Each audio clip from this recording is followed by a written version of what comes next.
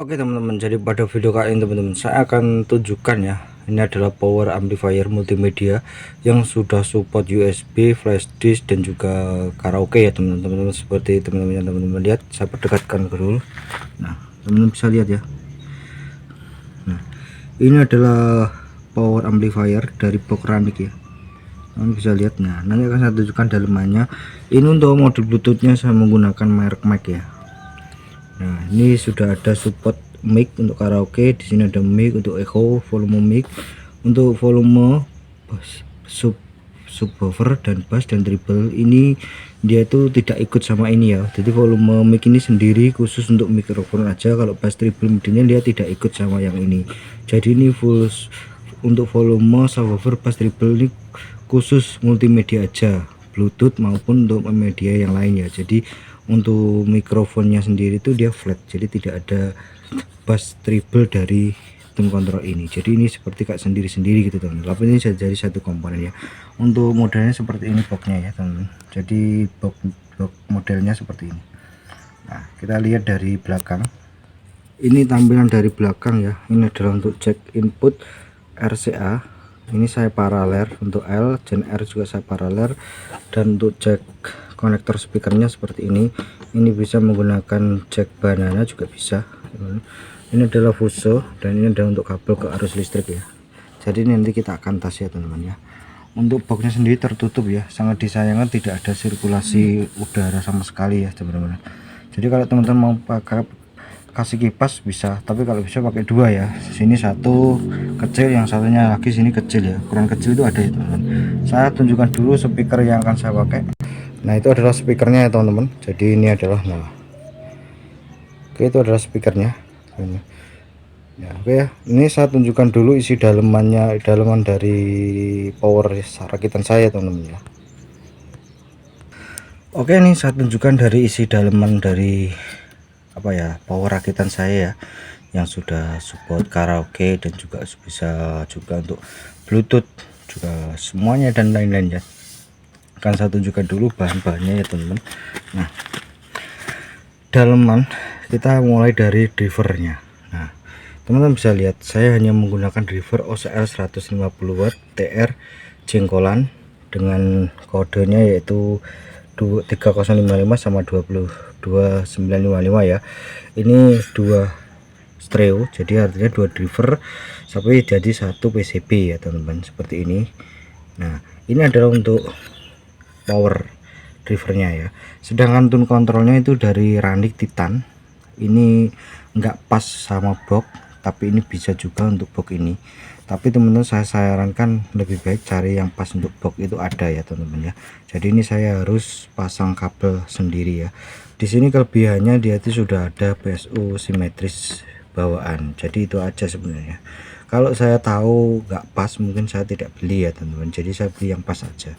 Jadi saya memerlukan PSU tambahan, PSU simetris tambahan ya teman-teman. Jadi kalau yang pas itu nggak ada PSU tambahan, PSU simetris tambahan untuk tune control, tapi kalau yang ini ada ya. Nah untuk trafonya itu 5 ampere kecil ya, saya menggunakan tegangan 25 volt. Teman-teman bisa lihat ini tegangannya itu saya menggunakan tegangan 25 volt dari trafo. Untuk PSU ini PSU FC0 elko nya 2 elko. Untuk diodenya itu yaitu 25 ampere. Teman-teman bisa lihat saya full saya gunakan untuk power. Nah seperti ini saya gunakan untuk power. Sedangkan yang trafo 1 ampere ini saya gunakan untuk supply tune control.